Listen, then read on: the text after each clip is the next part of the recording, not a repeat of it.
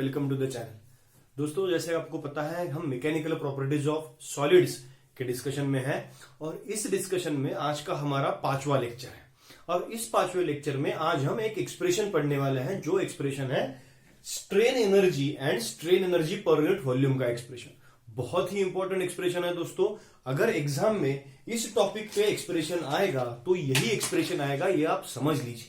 यही एक ही एक्सप्रेशन पूरे चैप्टर में है और इसे मैं अच्छे से आपका करवा दूंगा। स्ट्रेन एनर्जी यानी इसके पहले जो लेक्चर्स हमने पढ़े हैं, जो 4 लेक्चर्स हमने पढ़े हैं, डिस्क्रिप्शन में उनकी लिंक प्रेजेंट है। चारों लेक्चर्स एक बार फिर से देख लीजिए, फिर बाद में इसे भी देख लीजिए, ताकि आपको पूरा लेक्चर अच्छे से समझ में आ जाएगा और हम क्लियरली स्ट्रेन एनर्जी को क्या करेंगे, कंफर्म पढ़ा लेंगे।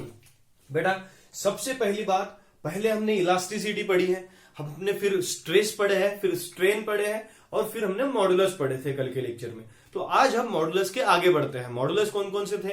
यंग्स मॉडुलस था, बल्क मॉडुलस था और मॉडुलस ऑफ रिजिडिटी था। अब इन तीनों मॉडुलस के बाद में आज जब हम पढ़ने को आए हैं स्ट्रेन एनर्जी, वो क्या एनर्जी है देख लीजिए एक बार। और उससे पहले मैं आप सबको हमेशा की तरह एक ही रिक्वेस्ट करूंगा, बेटा चैनल को हम ज्यादा से ज्यादा इजी और ज्यादा से ज्यादा फिजिबल बनाने की कोशिश कर रहे हैं। आप भी इसे ज्यादा से ज्यादा आपके दोस्तों तक पहुंचाने की कोशिश कीजिए, ताकि सब लोग आसानी से फिजिक्स पढ़ सके।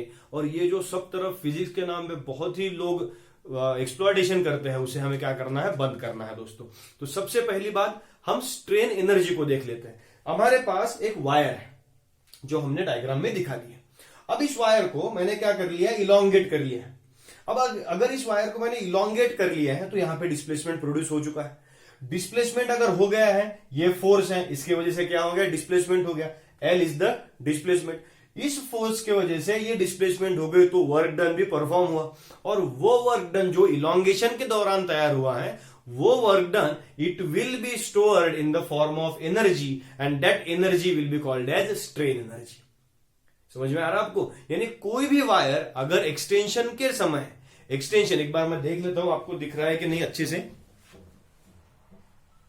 तो दिख रहा है। कोई भी वायर अगर इलोंगेशन के समय स्ट्रेच हो जाती है तो उस स्ट्रेचिंग के दौरान उसमें जो एनर्जी प्रोड्यूस होगी, जो वर्क स्टोर होगा, that work which is called as energy, that energy is your strain energy. Okay, तो उसका एक्सप्रेशन निकालना है, यानी वर्क का एक्सप्रेशन निकालना है। तो हमें क्या करना पड़ेगा, हमने सबसे पहले कंसीडर कर ली वायर जिसकी ओरिजिनल लेंथ थी बेटा एल, जिसमें एफ फोर्स की वजह से एल इतना इलोंगेशन प्रोड्यूस हो गया। अब मैं एक्सप्रेशन आपके सामने ही निकालूंगा, बिल्कुल लिखूंगा नहीं पहले से।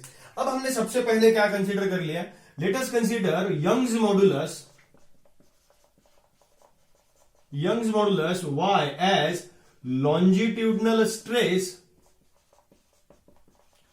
लॉन्जिट्यूडनल स्ट्रेस अपॉन, हमने इसे ले लिया लॉन्जिट्यूडनल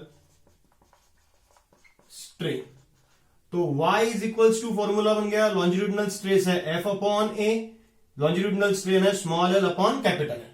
ओके, इसे अच्छे से अगर लिख लिया तो FL upon AL, so we get F is equals to YAL, YA small l upon capital L। ये आ गया हमारा force. This is your equation number 1। ये फोर्स कौन सा हो गया, ये हो गया कंप्लीट डिफॉर्मिंग फोर्स। इसे मैं लिख भी लेता हूं वहां पे। ये जो फोर्स है, this is your complete deforming force, force, या हम इसे कहेंगे लोड जो तुमने लगाया है नीचे। ओके, लेकिन बेटा अगर समझ लीजिए पूरी लेंथ पे हम कंसीडर ना करके छोटे लेंथ पे कंसीडर करेंगे, यानी suppose x is equals to small extension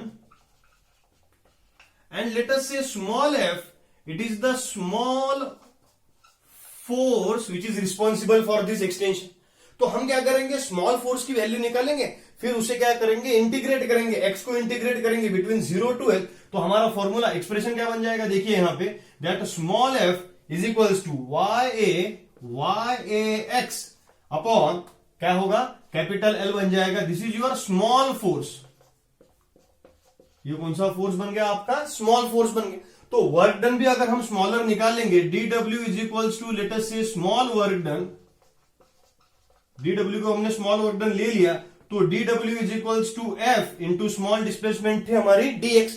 तो F की वैल्यू अगर हमने ले ली तो dw is equals to F is equals to YAX upon capital L into dx। अब देखिए बेटा, इस वर्क डन को हम कंप्लीट वर्क डन में जब कन्वर्ट करना है तो इस वर्क डन को क्या करना पड़ेगा, इंटीग्रेट करना पड़ेगा। x को भी इंटीग्रेट करना पड़ेगा। कैसे? x की वैल्यू यहां पे 0 थी, यहां पे L थी, तो उसे हम इंटीग्रेट करेंगे। दैट dw, उसका इंटीग्रेशन कहां से कहां तक, 0 टू w तक, और यहां का इंटीग्रेशन 0 टू L तक। कैसे? YAX upon L into dx। अब कौन सा इंटीग्रेशन नहीं निकलेगा? जो कांस्टेंट है उसका इंटीग्रेशन नहीं निकलेगा, बाकी सबका इंटीग्रेशन निकलेगा। ये dw का इंटीग्रेशन मिल गया w, therefore YA upon capital L integration of x dx from 0 to L बन गया बेटा। Integration of x dx from 0 to L, x dx का इंटीग्रेशन बनेगा x square by 2, therefore work done is equals to YAL in bracket x square by 2 from 0 to क्या मिल गया बेटा, L मिल गया। एक बार अपर लिमिट, एक बार लोअर लिमिट, सो वैल्यू बन गई work done is equals to YA upon L in bracket क्या हो गया, L स्क्वायर अपॉन 2। इसे हम अच्छे से लिखेंगे, work done is equals to 1 upon 2 YA L upon capital L into small l as it is. अब देखिए, ये YAL अपॉन L, इसके बजाय क्या लिख सकते हैं हम, F लिख सकते हैं, लिख सकते हैं कि नहीं? इसके बजाय लिख लिया हमने F, तो work done is equals to half of F into L। This work is stored in the form of energy, therefore strain energy expression बन गया आपका half into F into L, that is half of F के बजाय लिख लिया load into L के बजाय लिख लिया एक्सटेंशन, स्मॉल l हो गया extension. So half of F into L, यह कौन सा फॉर्मूला हो गया आपका, स्ट्रेन एनर्जी का फॉर्मूला हो गया। काफी आसान एक्सप्रेशन है, इजीली हमने क्या कर लिया, ऐसे सॉल्व कर लिया। इस स्ट्रेन एनर्जी को अगर आपको पर यूनिट वॉल्यूम निकालना है, एक बार देख लीजिए आप अच्छे से। अगर इस स्ट्रेन एनर्जी को आपको, एक मिनट में इसको ऐसा एक बार घुमा ही लेता हूं, ओके।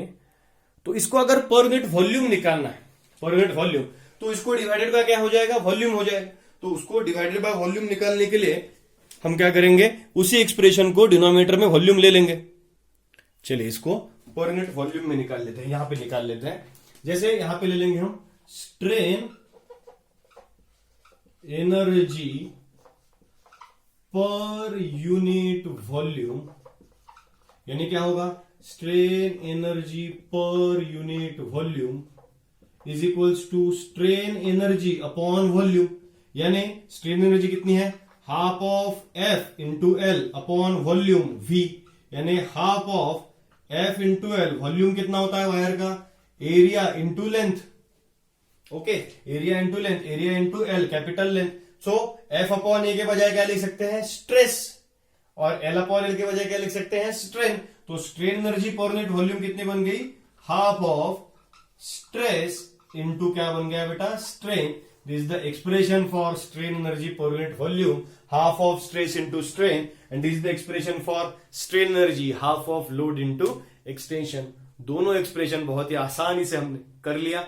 एक बार फिर से लेक्चर को देखिए आप, अच्छे से आपको समझ में आ जाएगा। मेरे साथ में ही लिखने की कोशिश कीजिए, आपके बोर्ड पे मैंने सारे एक्सप्रेशन यहाँ पे क्या कर लिए हैं, आसानी से निकाल लिए हैं। बेटा 3-3, 4-4 मिनट में हम एक्सप्रेशन खत्म करते हैं, तो इजीली आप इसे घर पे बहुत ही अच्छे से क्या कर सकोगे, कंप्लीट कर सकोगे बेटा। तो आपको समझ में आ ही गया होगा बेटा। चैनल को लाइक कीजिए, शेयर कीजिए, सब्सक्राइब कीजिए। मैं आपके लिए रोज एक लेक्चर लेके आ रहा हूं, प्लीज प्लीज प्लीज इसे सब तरफ पहुंचाइए। मैं आपको पढ़ाते रहूंगा, आप पढ़ते रहिए। Thank you.